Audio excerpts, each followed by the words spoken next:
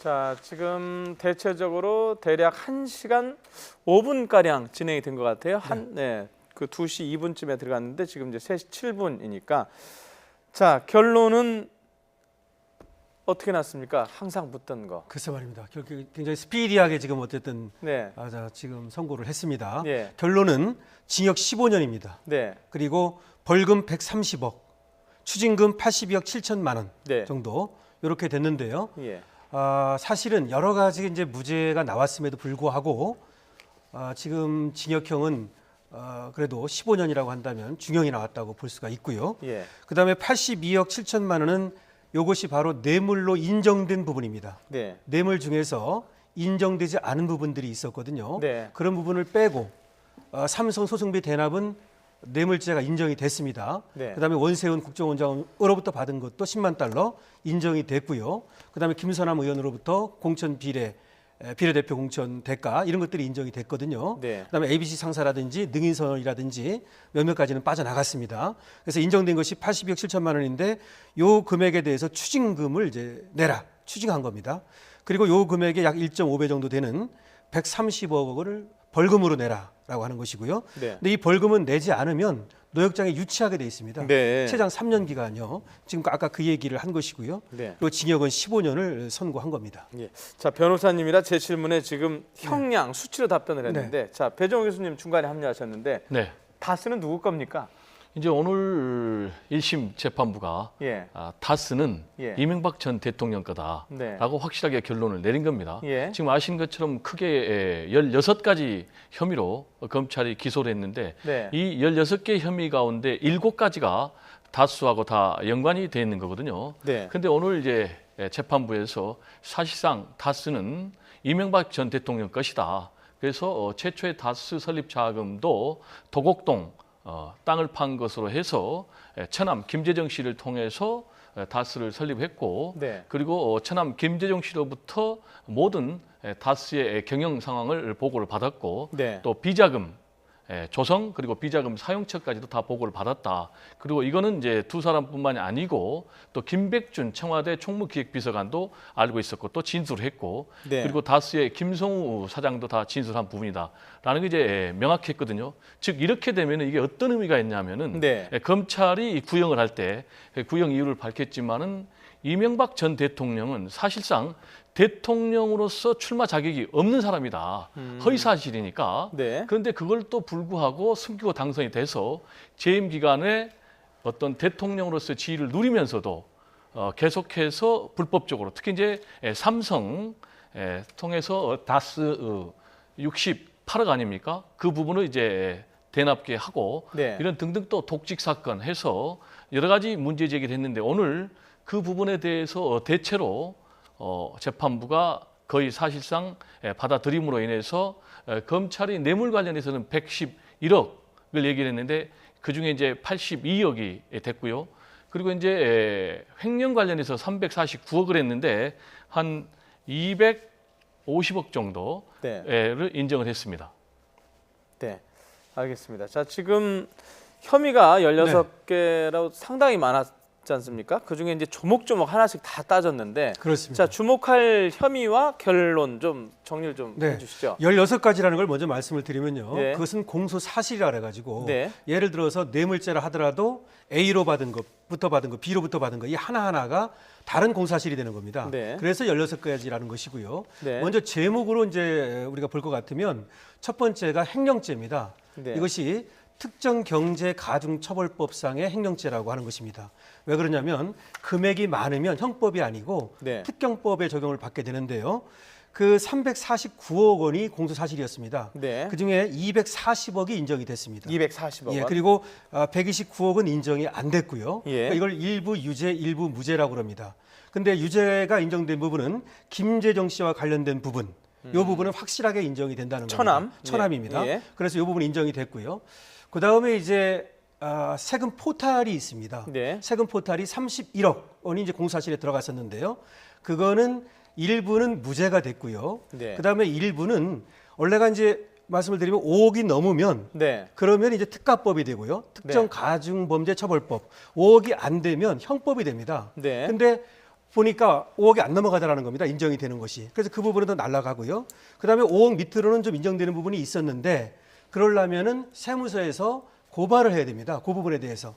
근데 세무서에서 고발이 없었기 때문에 공소기각이라는 걸 합니다. 네. 다시 말씀드리면 크게 말씀드리면 세금 포탈 31억은 인정되지 않았습니다. 결과적으로요. 네. 그다음에 이제 그 특경법상에서 국고 손실이라는 부분이 있는 겁니다. 네. 국고 손실, 국가의 돈을 가져다 쓰고서 국가의 돈을 손해를 끼쳤다 이런 부분이죠. 이 국고 손실에 대해서는 일부는 인정하고 네. 또 일부는 인정 안 한 부분이 있습니다. 네. 예, 그렇게 말씀드릴 수 있고요. 그 다음에 이제 특가법 저기상의 뇌물이라고 하는 것이 또 있거든요. 네. 이 뇌물이 중요한 거 아니겠습니까? 네. 근데 뇌물은 삼성 부분은 인정했다. 삼성 삼성의 부분은, 소송비 대납 부분은 인정했다는 것이죠. 네. 그 다음에 국정원장인 원세훈으로부터 받았던 10만 달러는 인정했다. 네. 그 다음에 김소남 비례대표 공천 대가로 네. 받았다고 하는 약 5억 정도 있습니다. 네. 요거는 인정했다 이렇게 예. 볼 수 있고요. 예. 그 다음에 이제 일부는 이제 인정이 안 된 것들이 있는데 ABC 예. 상사라든지 뭐 능인선언이라든지 대보그룹이라든지 이런 부분이 인정 안 된 것으로 지금 보여집니다. 예. 예, 그렇게 볼 수 있고요. 그 다음에 이제 하나가 대통령 기록물 관리법 위반이라고 하는 겁니다. 네. 영포 빌딩. 영포 빌딩에서. 예. 근데 그거는 대통령 기록물 관리법 위반에 대해서는 공소장 일본주의를 어겼다고 판단했습니다. 공소장 일본주의라는 것이 좀 어려운 말인데요. 일단 공소를 제기할 때는 네. 그 공소장 하나만 내라는 겁니다. 다른 증거를 내지 말고. 예. 왜냐하면은 예단을 갖게 할 수 있기 때문에요. 예. 그래서 다른 것들도 공소장 일본주의를 다 주장했습니다만은 다른 데에서는 배척을 하고 대통령 기록물 관리법 위반에서는 그걸 받아들였습니다. 네. 그렇게 되면 공소 기각 판결을 하게 됩니다. 쉽게 말하면 처벌받지 않게 됐다는 겁니다. 네. 그래서 대통령 기록물 관리법은 처벌받지 않게 됐고요. 그다음에 세금 포탈 부분도 전혀 처벌받지 않게 됐고요. 그다음에 직권남용과 권리행사 방해라는 부분이 있습니다. 네. 그 직권남용과 권리행사 방해에 대해서도 사실은 거의 처벌받지 않게 됐습니다. 아. 이 전분지는 제가 확실하게 말할 수 없는데 여기서 거의 처벌받지 않게 된 것인데 왜 그러냐면은 당시에 김백준이 대통령의 얘기를 들어서 어떤 일을 했지만 그것이 사적인 어떤 관계가 있었기 때문에 그런 일을 한 것이지 이것이 직권을 남용해가지고 강요해가지고 의무 없는 일을 강제로 시키는 것이 직권남용이거든요. 거기에는 해당되지 않는다라고 판단했습니다. 그래서 직권남용 부분은 많은 부분이 인정 안 됐다. 일단 이렇게 말씀드릴 수 있습니다. 예. 그렇게 되면 이제 큰 틀은 거의 이제 말씀을 드린 것이죠. 예. 저희가 이 방송 시작하기 전에 오늘 이 재판 말고 여러 가지 중요한 재판들이 많다고 그랬는데요. 신동빈 회장이라든가 그리고 뭐 청와대 조윤선 전 정무수석 이 재판 소식은 아직 진행이 되고 있는 과정이라서 저희한테 아직 오지 않고 있는데요. 이것도 오면 바로 전해드린다는 말씀을 드리고요. 자, 지금 이명박 전 대통령 오늘 재판에 출석을 하지 않았으니까 동부구치소에서 있을 거 아닙니까?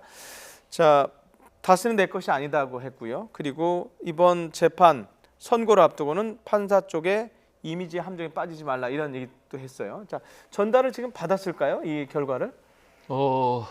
아직은 시간상으로 너무 빠르니까요. 어차피 변호사를 통해서 하거나 또는 TV를 봐야 되는데 직접 볼 수는 없고 모르겠습니다. 교도관이 전달해 준다면은 모르겠지만 아직은 전달을 못 받을 가능성이 높을 것 같고요. 네.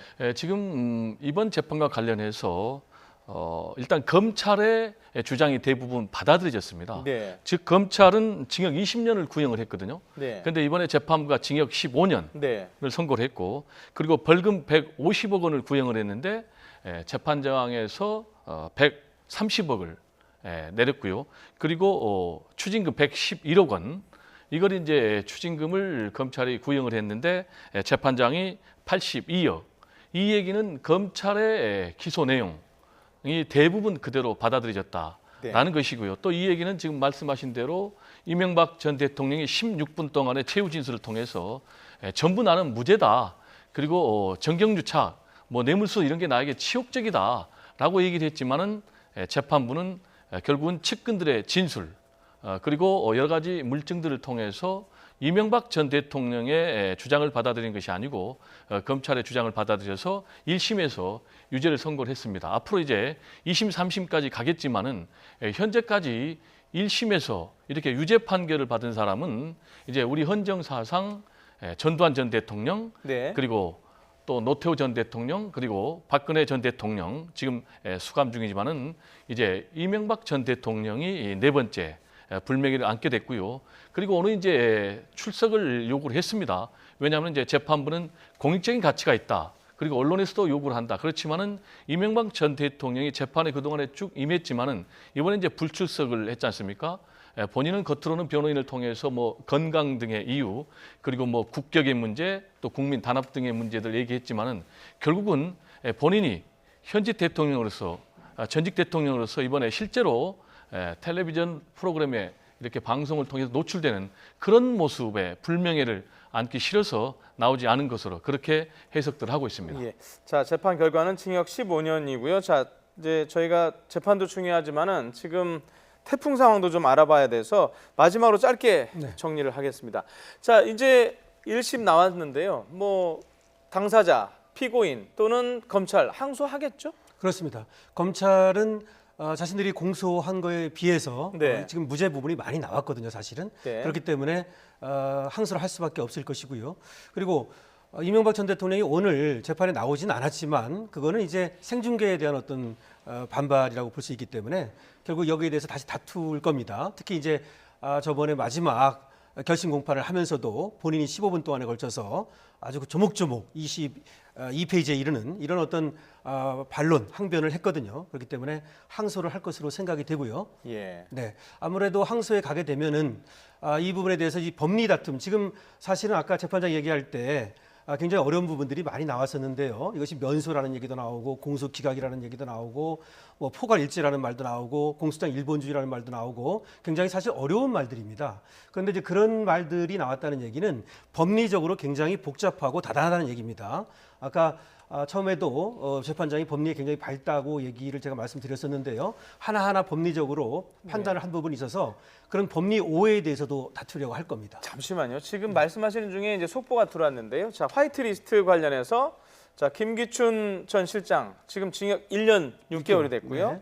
보니까 조윤선 네. 전 정무수석 징역형인데 집행유예 2년을 선고했습니다. 저 부분이 굉장히 그 관심을 끌었던 것인데요. 네. 조윤선 전 장관 같은 경우는 예. 징역 6년이 구형이 됐었습니다. 네. 김기춘 전 실장은 징역 4년이 구형됐었고요. 예.